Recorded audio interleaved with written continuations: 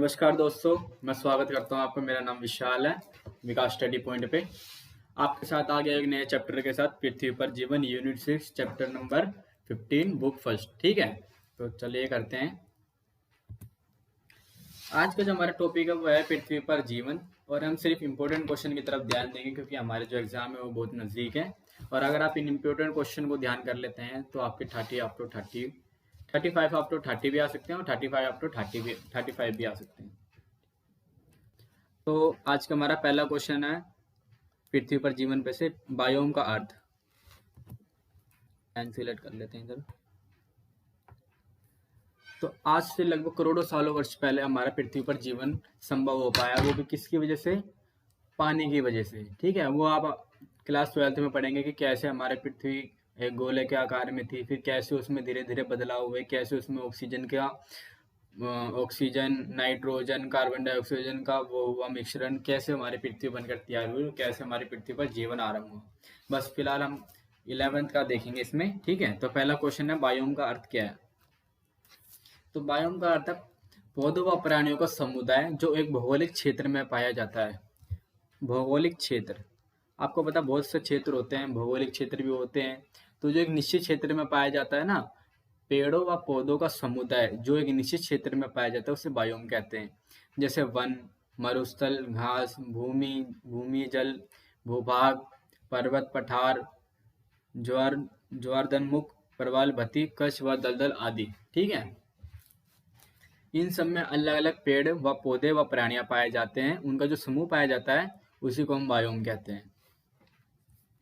दूसरा क्वेश्चन, ये जो दूसरा, तीसरा, चौथा क्वेश्चन है, ये सारे क्वेश्चन एक ही हैं, इसको अलग अलग कर दिया गया है। तो शीतोष्ण घास भूमियों को संयुक्त राज्य अमेरिका में क्या कहते हैं? इसको बोलते हैं प्रेयरी। और शीतोष्ण घास भूमियों को अर्जेंटीना में क्या बोलते हैं? इसको पंपास बोलते हैं। और शीतोष्ण घास भूमियों को ऑस्ट्रेलिया व एशिया में क्या कहते हैं? ऑस्ट्रेलिया में डाउन, एशिया में स्टेपी कहते हैं। ये आपको 12th क्लास में भी पढ़ने को मिलेगी। ठीक है, इसको थोड़ा ध्यान रखना। अब बढ़ते हैं 5वें नंबर क्वेश्चन की तरफ। खाद्य श्रृंखला, फूड चेन की प्रक्रिया क्या है? पारिस्थितिक तंत्र में ऊर्जा का प्रभाव क्रमबद्ध स्तरों की एक श्रृंखला होती है, इसे खाद्य श्रृंखला कहते हैं। मतलब जो पारिस्थितिक तंत्र है उसमें ऊर्जा का जो प्रभाव होता है वो क्रमबद्ध तरीके से होता है, अलग अलग स्तर पे होता है। उसी की जो श्रृंखला होती है ना, उसी को हम खाद्य श्रृंखला कहते हैं, फूड चेन। समझ गए? इसके बाद है जैव मंडल। ये सबसे इंपॉर्टेंट क्वेश्चन है, जैव मंडल क्यों महत्वपूर्ण है आखिरकार हमारे लिए। जैव मंडल में विभिन्न प्रकार के जीव पाए जाते हैं। जीव से आप जानते ही होंगे, जो अलग अलग जीव पाए जाते हैं। ये जीव सूक्ष्म जीवाणु से लेकर विशालकाय हवेली अथवा बड़े वृक्ष के आकार तक हो सकते हैं। इन सब में जीव पाए जाते हैं, वृक्ष वगैरह सब चीज में। इन्हीं जीवों के अंत क्रियाओं एवं पारस्परिक अध्ययन के लिए जैव मंडल महत्वपूर्ण है। जैव मंडल किसके लिए महत्वपूर्ण, आपको पता चल गया? जीवों के अंतरक्रियाओं एवं पारस्परिक अध्ययन करने के लिए जैव मंडल महत्वपूर्ण है। अब बढ़ते हैं तीसरे नंबर क्वेश्चन की तरफ। परितंत्र की संरचना की दृष्टि से जैविक व अजैविक कारकों की वर्णन करें। इसमें हम पारिस्थितिक की संरचना की दृष्टि से हम किसको करेंगे? जैविक और अजैविक कारकों का वर्णन करेंगे। तो देखिए, अजैविक कारकों में तापमान, वर्षा, सूर्य का प्रकाश, आर्द्रता, मृदा की स्थिति व अकार्बनिक तत्व जैसे कार्बन डाइऑक्साइड, जल, नाइट्रोजन, कैल्शियम, फास्फोरेट, पोटेशियम आदि सम्मिलित होते हैं। ठीक है, ये सारे कौन से तत्व हैं? प्राकृतिक तत्व। और जैविक कारकों में उत्पादक, उपभोक्ता, प्राथमिक, द्वितीयक तथा अपघटित शामिल हैं। उपभोक्ताओं में सभी हरे पौधे व जो प्रकाश संश्लेषित प्रक्रियाओं द्वारा अपना भोजन बनाते हैं। ये किस चीज से भोजन बनाते हैं? ये जो प्रकृति की है ना ऊपर वाले, इनसे अपना भोजन बनाते हैं, जैसे सूर्य से, सूर्य के प्रकाश से, मृदा से। प्राथमिक उपभोक्ता क्या है और द्वितीय उपभोक्ता क्या है और तृतीय उपभोक्ता क्या है? अब पढ़ते हैं। प्राथमिक उपभोक्ता में शाकाहारी जंतु जैसे हिरण, बकरी, चूहे एवं सभी पौधों पर मानव व अन्य जीव निर्भर होते हैं। पहले जो होता है कि हम किसी पर निर्भर रहते हैं। ठीक है, बहुत सारे ऐसे जीव जंतु हैं जो औरों पर निर्भर रहते हैं। जैसे हिरण जो होती है वो किसी का शिकार करती है, बकरी है वो भी किसी का शिकार करती है। ठीक है, वैसे सभी जो पेड़ पौधे होते हैं, अब पौधे किन पर निर्भर रहते हैं? पौधे जो होते हैं कार्बन डाइऑक्साइड पर निर्भर रहते हैं। तृतीय श्रेणी के उपभोक्ताओं में सभी मांसाहारी जैसे सांप, बाघ, शेर, मानव आदि शामिल होते हैं। तृतीय उपभोक्ता में वो मांसाहारी जीव शामिल है जो दूसरे मांसाहारी जीवों पर निर्भर रहते हैं, जैसे बाज व नेवला। ये क्या करते हैं, ये दूसरों पर निर्भर रहते हैं, ये उन्हें मार के खाते हैं, तो ये इन्हें तिथे भोक्ता में डाला गया है।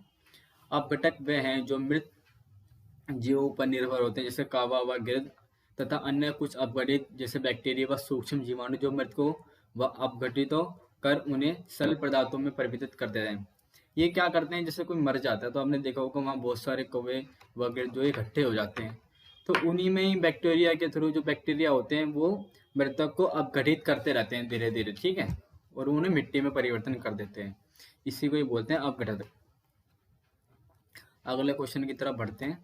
दूसरे नंबर क्वेश्चन, विश्व के बोरियल बायोम का 3 बिंदुओं में वर्णन करें। अब हम किसका वर्णन करना है, बोरियल बायोम का, विश्व के। आंसर, ये 50 से 60 उत्तरी अक्षांश में पाए जाते हैं। जो 50 से 60 उत्तरी अक्षांश होता है ये उसमें पाए जाते हैं। बोरियल बायोम या तेंगा शुष्कधारी वन शीतल व छोटी अवधि की ग्रीष्म ऋतु तथा बहुत ठंडी व लंबे शीत ऋतु वाले जलवायु विशेष प्रदेश में पाए जाते हैं। यहाँ वर्षा मुख्यतः हिमपात के रूप में 40 से 100 सेंटीमीटर तक होती है। हिमपात मतलब जहाँ बर्फ की जो वर्षा होती है, ठीक है, वहाँ पानी की जगह वर्षा के थ्रू में बर्फ गिरती है, तो उसको हिमपात बोलते हैं। यहाँ मृदा की अपेक्षाकृत पतली पाई जाती है। जो मुद्रा होती है यानी मिट्टी जो होती है वो बहुत पतली पाई जाती है, जो कि अम्लीय होती है, यानी ये किसी में भी नहीं मिल पाती है, तथा पोषक तत्वों में कमजोर होती है। इनका जो पोषक तत्व होता है बहुत कमजोर होता है। ये वन सदाहर कोणीधारी वन कहलाते हैं। इन वनों को क्या कहते हैं, सदाहर कोणीधारी वन कहते हैं। तथा इनमें से कुछ वृक्ष पाइन, फर तथा स्पेनी जो कि उत्तर अमेरिका, एशिया, साइबेरिया में पाए जाते हैं, उगते हैं, ठीक है। जैव भू रासायनिक चक्र क्या है, इसके प्रकारों का वर्णन कीजिए।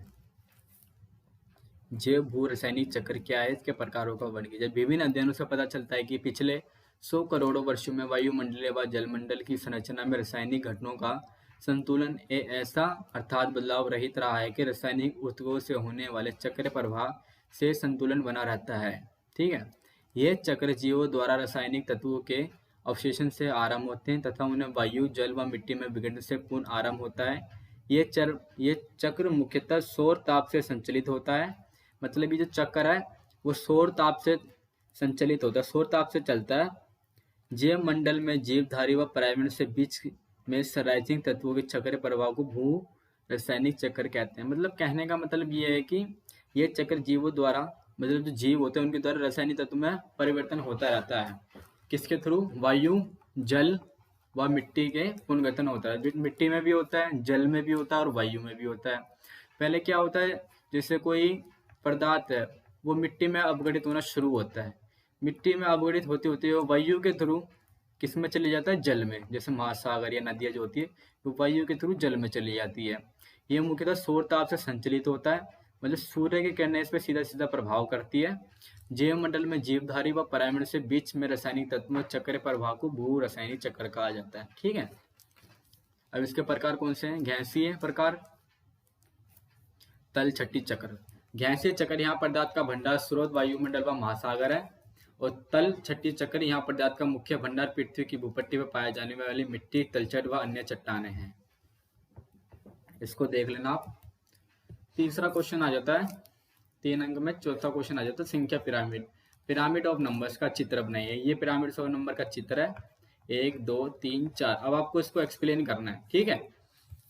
पहले में आ जाता है इसमें उत्पादक, दूसरे में प्राथमिक उत्पादक, तीसरे में गौण उत्पादक और चौथे में आ जाता है तृतीय उत्पादक, ठीक है। अब आपको इसको एक्सप्लेन भी करना है, मतलब यही लिखना है, इसमें एक्सप्लेन नहीं करना आपको ज्यादा कुछ, बस इतना चित्र बना के और ये लिख दीजिए। पहले का मतलब क्या उत्पादक, दूसरे का मतलब क्या है गौण, तीसरे का मतलब क्या, दूसरे का मतलब प्राथमिक, तीसरे का मतलब गौण और चौथे का मतलब तृतीय उत्पादक।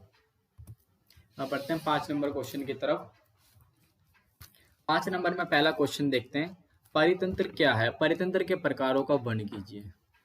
परितंत्र क्या है, परितंत्र क्षेत्र विशेष में किसी विशेष समूह के जीवधारियों का भूमि, जल, तहत वायु से ऐसे अत्यंत संबंध जिसमें ऊर्जा प्रवाह व पोषण शैलाएं स्पष्ट रूप से संयोजित हो, उसे परितंत्र कहा जाता है। जैसे कहने का मतलब यह है कि किसी विशेष क्षेत्र में विशेष समुदाय, समूह तो मतलब जानते 3-4 लोगों का जो 3-4 लोगों जो जमावड़ा होता है उसको समूह बोलते हैं, और समुदाय किसको बोलते हैं? छोटे छोटे समूहों को समुदाय बोलते हैं। जीवधारियों में किसके थ्रू? भूमि, जल, तहत, वायु से ऐसे अंत संबंध, मतलब ऐसे संबंध होते हैं जिनमें ऊर्जा प्रवाह व पोषण श्रृंखलाएं स्पष्ट रूप से संयोजित होती है, उसे परितंत्र कहते हैं। अब परितंत्र के प्रकार, परितंत्र मुख्यतः दो प्रकार के होते हैं, स्थलीय व जलीय। स्थलीय के बारे में देखेंगे। स्थलीय परितंत्र का पुनः बायोम में विभक्त किया जा सकता है। जो स्थलीय होते हैं वो पुनः दोबारा से विभक्त करके बायोम में कर सकते हैं कन्वर्ट। बायोम पौधों व प्राणियों का एक समुदाय है जो एक बड़े भौगोलिक क्षेत्र में पाया जाता है। तापमान, वर्षा, आर्द्रता व मिट्टी आदि बायोम की प्रकृति तथा सीमा निर्धारण करती है। कौन कौन? वर्षा के थ्रू, तापमान के थ्रू, आर्द्रता व मिट्टी के थ्रू। मैंने आपको जैसे भी बताया था, मिट्टी, तापमान, वर्षा, आर्द्रता। आर्द्रता मतलब जहाँ बहुत ही सूखा होता है, ठीक है। आदि बायोम की प्रकृति व सीमा निर्धारित करते हैं। विश्व के कुछ प्रमुख परितंत्र में वन, घास क्षेत्र, मरुस्थलीय तंत्र तथा टुंडा प्रदेश। टुंडा प्रदेश में प्रदेश होते हैं जहाँ बहुत अधिक ठंडी पड़ती है, और ये मुख्यतः जम्मू कश्मीर में पाए जाते हैं। इनके अलावा ज्वार, नदमुख, परवाल भत्ती, महासागरीय नितल भी इनमें शामिल हैं, ठीक है। अब जलीय में कौन कौन से? जलीय परितंत्र में, जलीय परितंत्र को समुद्री परितंत्र व ताजे जल के परितंत्र में बांटा जाता है। समुद्री परितंत्र में महासागर आ गए, ज्वारनमुख, प्रवाल भत्ती परितंत्र शामिल होते हैं। ताजे जल के परितंत्र में झीलें, ताजे जल के परितंत्र में क्या क्या? झीलें हुई, तालाबें हो गई, सरिताएं होगी, कच्छ व दलदल शामिल होते हैं, ठीक है। जलीय में ये होते हैं और स्थलीय में ये होते हैं। अब बढ़ते दूसरा क्वेश्चन की तरफ। इसी का क्वेश्चन है, परितंत्र असंतुलन के 4 कारक कौन कौन से हैं? ऐसे कौन कौन से कारक हैं जो पारिस्थितिक असंतुलन पैदा करते हैं?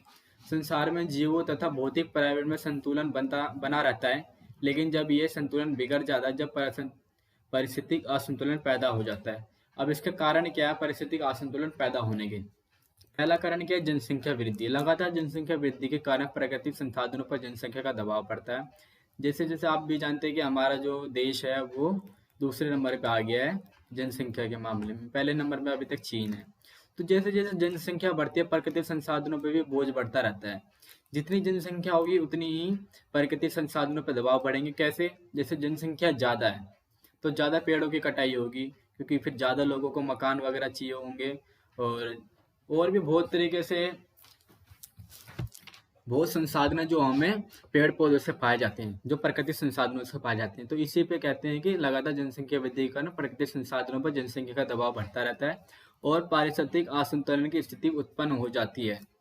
दूसरा है वन संपदा का विनाश। वन संपदा यानी वन की जो संपदा है उनका विनाश कैसे होता है? वन संपदा के विनाश मानव व प्रकृति दोनों रूप के द्वारा होते हैं, से भी पारिस्थितिक असंतुलन की स्थिति पैदा हो जाती है। अत्यधिक वर्षा से, बाढ़ या द्वारा मृदा अपरदन या सूखे से भी वन नष्ट हो जाते हैं। कहने का मतलब ये है कि जो वन है, वनों की कटाई हो रही है, ठीक है। वनों की कटाई से अत्यधिक बाढ़ भी आ जाती है, क्योंकि आपको पता है बाढ़ सिर्फ पेड़ पौधों से ही रोकी जा सकती है। और क्या होता है, मृदा अपरदन से, सूखे से भी नष्ट हो जाती है। जहाँ पे बहुत सूखा पड़ जाता है उससे भी वन संपदा नष्ट हो जाती है।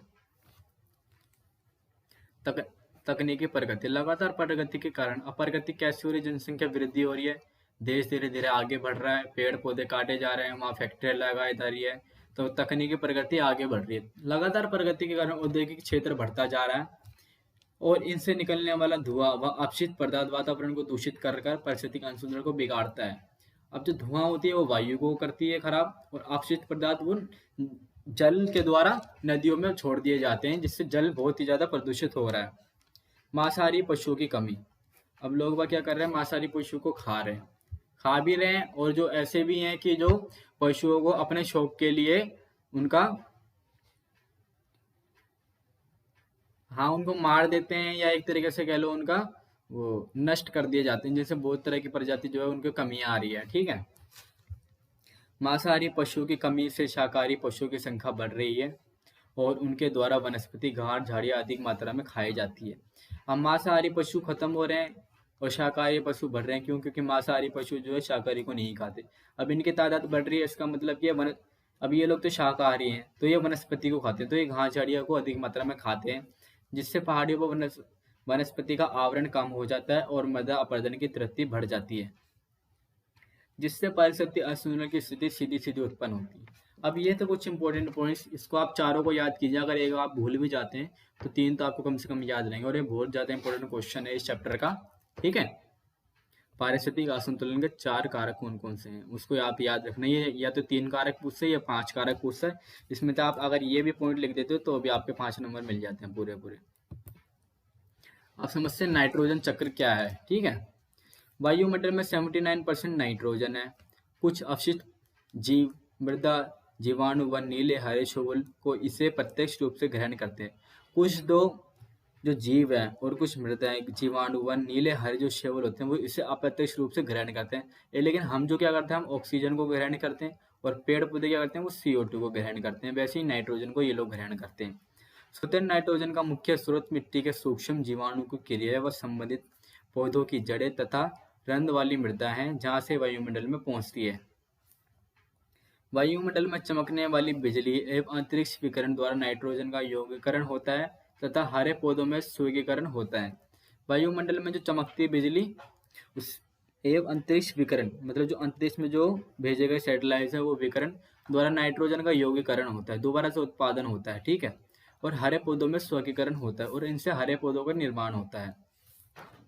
मृत पौधे जो मरे हुए पौधे होते हैं तथा जानवरों के अपशिष्ट मिट्टी में उपयुक्त बैक्टीरिया द्वारा नाइट्रोजन में बदल जाते हैं। मतलब कुछ ऐसे पेड़ पौधे हैं और कुछ ऐसे जानवर हैं जिनको मरने के बाद मिट्टी के रूप में वह बैक्टीरिया नाइट्रोजन में बदल जाते हैं। ठीक है, कुछ जीवाणु इन नाइट्रोजन को दोबारा स्वतंत्र नाइट्रोजन में परिवर्तन करने में योग्य हैं। मतलब कुछ जीवाणु, कुछ जीव ऐसे हैं जो ये जो नाइट्रोजन बनती है इसको नाइट्रोजन में परिवर्तन करते हैं। इस प्रक्रिया को नाइट्रीकरण कहते हैं। ठीक है, अब आप जानिए कुछ जीवाणु ऐसे भी हैं जो नाइट्रेट को दोबारा स्वतंत्र नाइट्रोजन में परिवर्तन कर देते हैं। इस प्रक्रिया को क्या कहते हैं, denitrate. Thank you so much. इस वीडियो को ज़्यादा से ज़्यादा शेयर, लाइक और सब्सक्राइब कर दीजिए चैनल को। और नोट्स लेने के लिए जो आपको स्क्रीन पर नंबर दिख रहा है, इस नंबर पर व्हाट्सएप पर मैसेज कीजिए। Thank you.